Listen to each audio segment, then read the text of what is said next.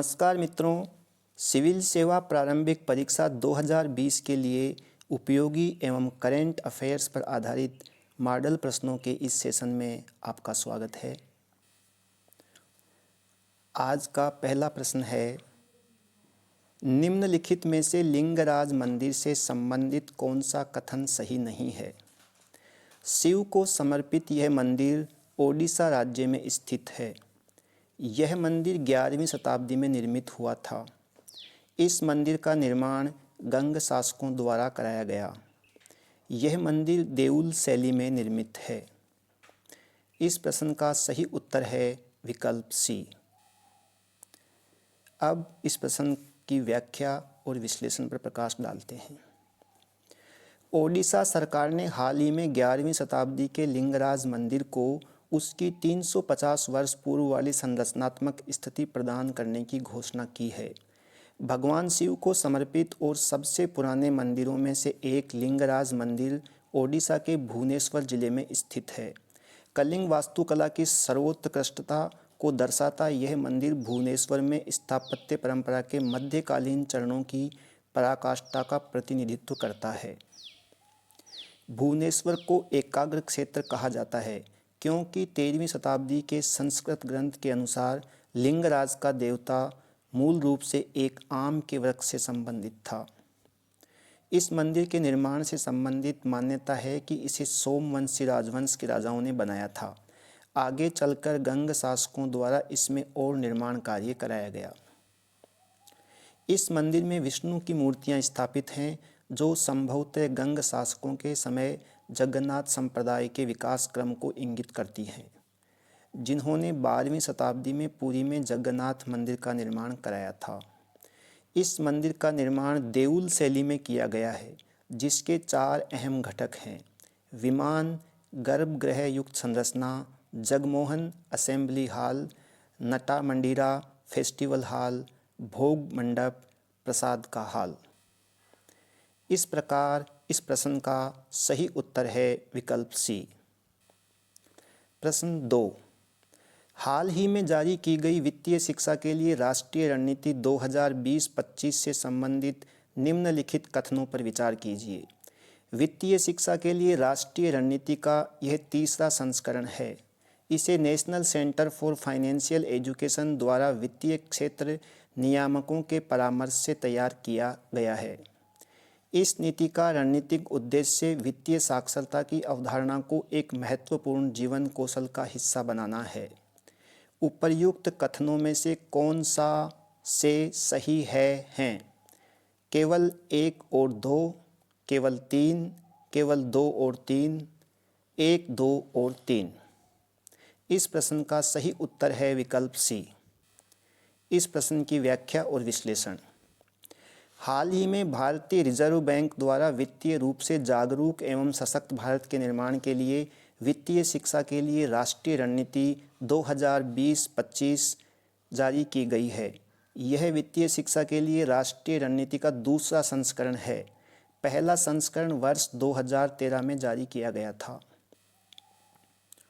वर्ष 2020-25 की अवधि के लिए इस NSFE को national centre for financial education द्वारा वित्तीय समावेशन एवं वित्तीय साक्षरता पर तकनीकी समूह के तत्वावधान में सभी वित्तीय क्षेत्र नियामकों जैसे भारतीय रिजर्व बैंक, भारतीय प्रतिभूति एवं विनिमय बोर्ड सेबी, भारतीय बीमा विनियामक एवं विकास प्राधिकरण IRDAI, पेंशन निधि नियामक एवं विकास प्राधिकरण PFRDA आदि के परामर्श से तैयार किया गया है।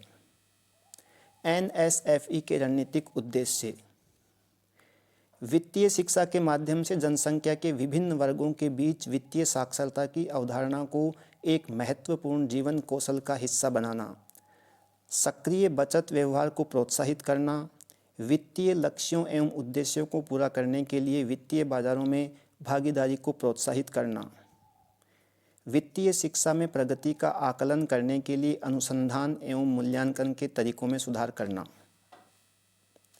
इस प्रकार इस प्रश्न का सही उत्तर है विकल्प सी।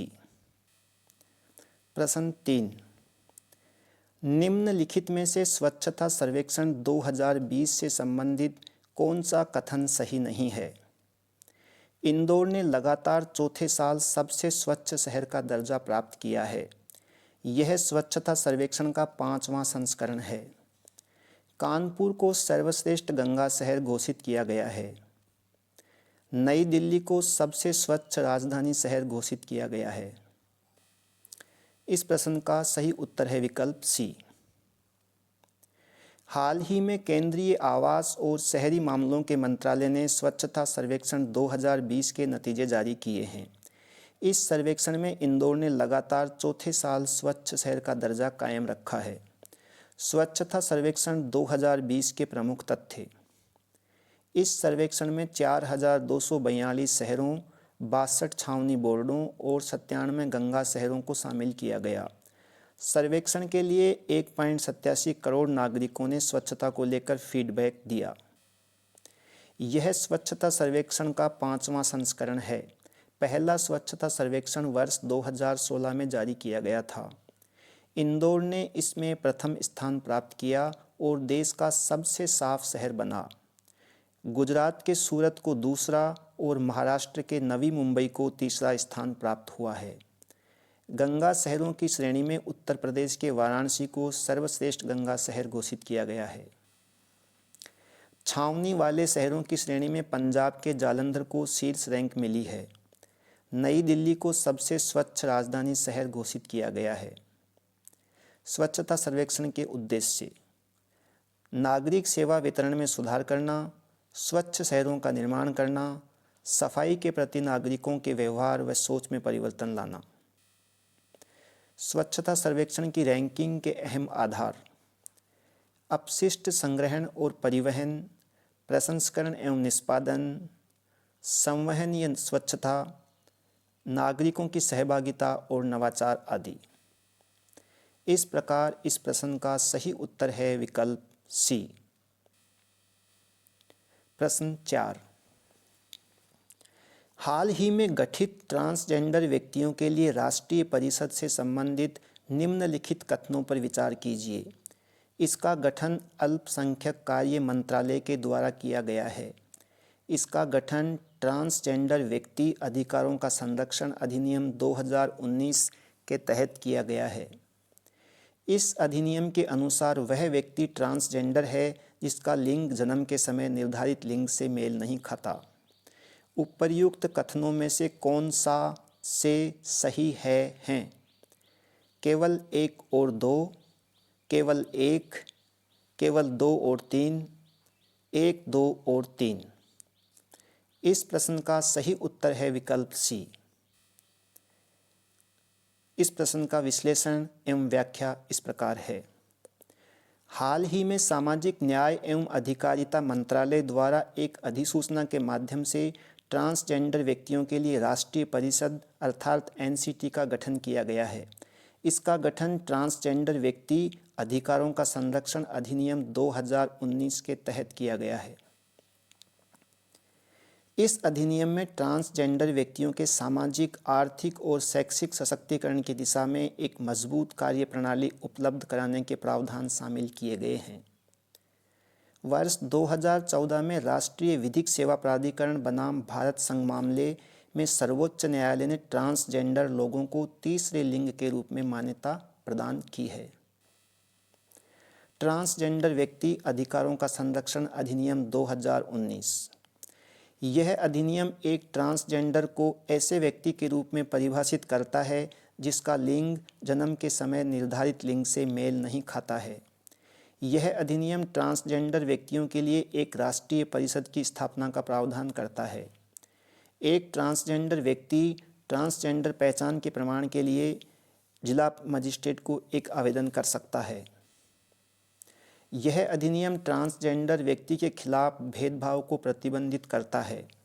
अधिनियम सार्वजनिक संपत्ति तक समान पहुंच, सुविधाओं तथा अवसरों की समान उपलब्धता जैसे अधिकार भी ट्रांसजेंडरों को प्रदान करता है। ट्रांसजेंडर व्यक्तियों के खिलाफ अपराध करने पर जुर्माना के अतिरिक्त 6 मास से 2 वर्ष तक का कारावास हो सकता है। इस प्रकार इस प्रश्न का सही उत्तर है विकल्प सी। प्रश्न 5। निम्नलिखित में से सांता आना पवनों से संबंधित कौन सा कथन सही नहीं है? कैलिफोर्निया में इन पवनों के कारण दावानल की घटनाएं घटित होती हैं। ये पवनें अत्यंत शुष्क एवं गर्म होती हैं। ये पवनें 12 महीने एक समान प्रवाहित होती हैं। इन पवनों में आर्द्रता की कमी होती है जो इस क्षेत्र की वनस्पति को सुखा देती है। इस प्रश्न का सही उत्तर है विकल्प सी। इस प्रश्न का विश्लेषण एवं व्याख्या।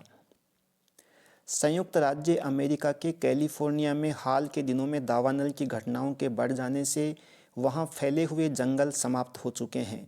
उत्तरी एवं मध्य कैलिफोर्निया में दावानल के कारण 4 लाख एकड़ से अधिक क्षेत्र में फैले हुए जंगल समाप्त हो चुके हैं। कैलिफोर्निया में 2 अलग अलग मौसम हैं जिनमें दावानल जैसी घटनाएं घटित होती हैं। पहला मौसम जून से सितंबर के मध्य होता है, जब गर्म एवं शुष्क मौसम के कारण दावानल की घटनाएं घटित होती हैं और यह आग अधिकतर अंतर्देशीय एवं अधिक ऊंचाई वाले जंगलों में लगती है। दूसरा मौसम अक्टूबर से अप्रैल के मध्य का मौसम होता है, जब सांता आना पवनों के कारण दावानल की घटनाएं घटित होती हैं और यह आग अधिकतर शहरी क्षेत्रों के पास के जंगलों में लगती है। सांता आना पवनों से संबंधित महत्वपूर्ण तथ्य। इन पवनों का नाम कैलिफोर्निया के ऑरेंज काउंटी में सांता आना घाटी के नाम पर रखा गया है। ये पवनें अत्यंत शुष्क एवं गर्म होती हैं। ये पवनें पूर्व या उत्तर पूर्व की ओर चलती हैं। ये आमतौर पर मौसमी पवनें होती हैं और अक्टूबर एवं मार्च के मध्य प्रवाहित होती हैं तथा दिसंबर में ये पवनें चरम अवस्था में पहुंच जाती है। ये पवनें तब उत्पन्न होती है जब सिएरा नेवादा और रॉकी पर्वतमाला के बीच ग्रेट बेसिन के उच्च ऊंचाई वाले रेगिस्तान में उच्च दबाव प्रणाली का निर्माण होता है। इन पवनों में आर्द्रता की कमी से वनस्पति सूख जाती है, जिससे वनस्पति आग के लिए बेहतर ईंधन बन जाती है। इस प्रकार इस प्रश्न का सही उत्तर है विकल्प सी। प्रश्न 6, निर्यात तत्परता सूचकांक से संबंधित निम्नलिखित कथनों पर विचार कीजिए। इस सूचकांक को राज्यों की निर्यात तत्परता का मूल्यांकन करने के उद्देश्य से तैयार किया जाता है। निर्यात तत्परता सूचकांक 2020 भारतीय प्रतिस्पर्धा आयोग द्वारा जारी किया गया है। निर्यात तत्परता सूचकांक 2020 में गुजरात को पहला स्थान प्राप्त हुआ है।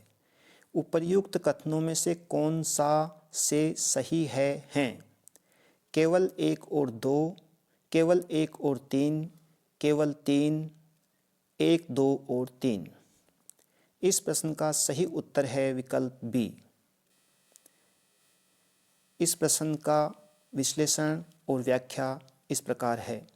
हाल ही में नीति आयोग ने इंस्टीट्यूट ऑफ कॉम्पिटिटिवनेस के साथ संयुक्त रूप से निर्यात तत्परता सूचकांक 2020 जारी किया है। राज्यों की निर्यात तत्परता का मूल्यांकन करने के उद्देश्य से तैयार किए गए निर्यात तत्परता सूचकांक 2020 में गुजरात राज्य को पहला स्थान प्राप्त हुआ है। इस सूचकांक में महाराष्ट्र और तमिलनाडु राज्यों को क्रमशः द्वितीय और तृतीय स्थान प्राप्त हुआ है।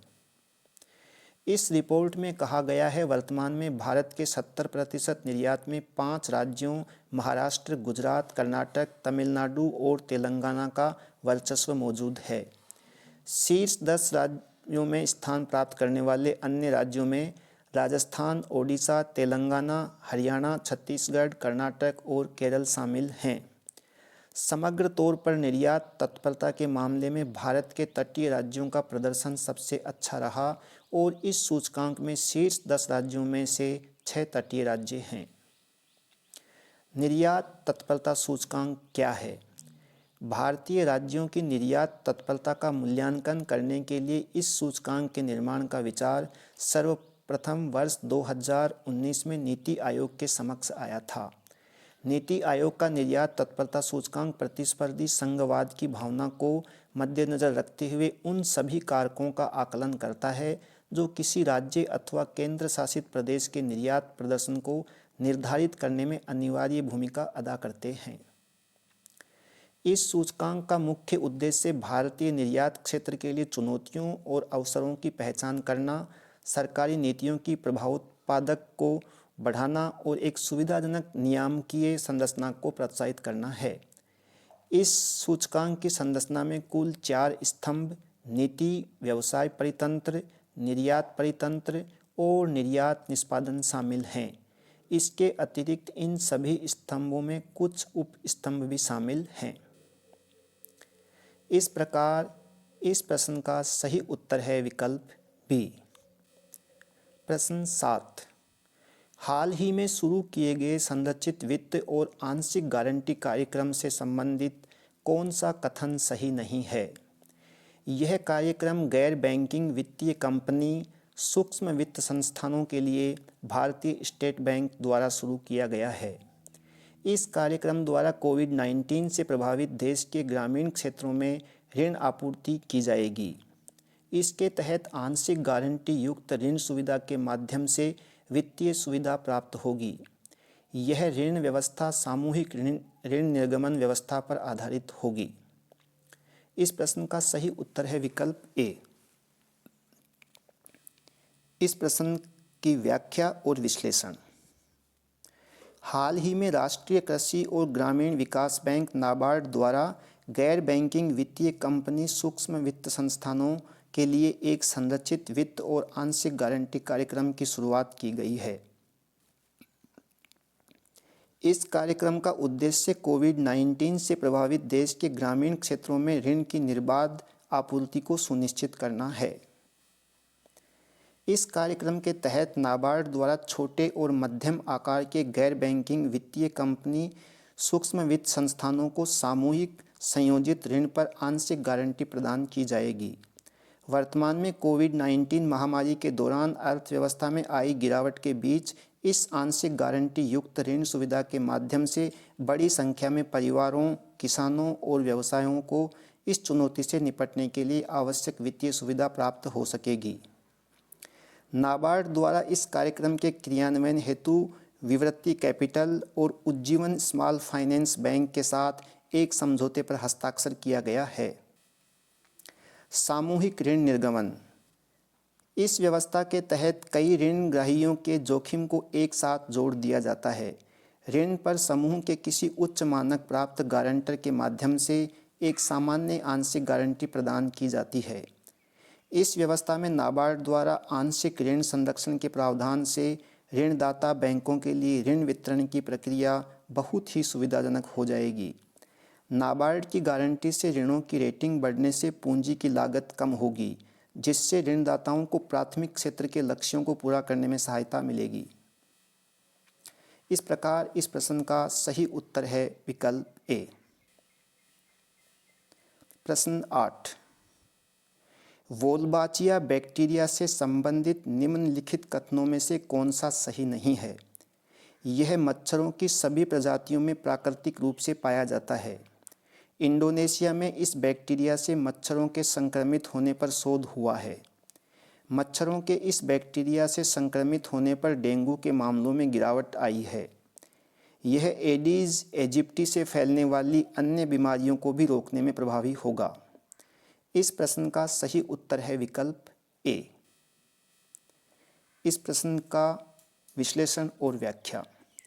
इंडोनेशिया के योग्याकार्ता शहर के कुछ हिस्सों में शोधकर्ताओं ने एक परीक्षण के दौरान 2 वर्ष पहले मादा मच्छरों के एक समूह को वोल्बाचिया नामक बैक्टीरिया से संक्रमित कर छोड़ दिया था। वैज्ञानिकों द्वारा हाल ही में जारी परिणाम के अनुसार इस शोध में शामिल किए गए शहर के हिस्सों में डेंगू के मामलों में 77% की गिरावट देखी गई है। इस शोध में पाया गया है कि यदि एडीज एजिप्टी मच्छर वोल्बाचिया बैक्टीरिया से संक्रमित हों तो ये डेंगू फैलाने में सक्षम नहीं होते हैं।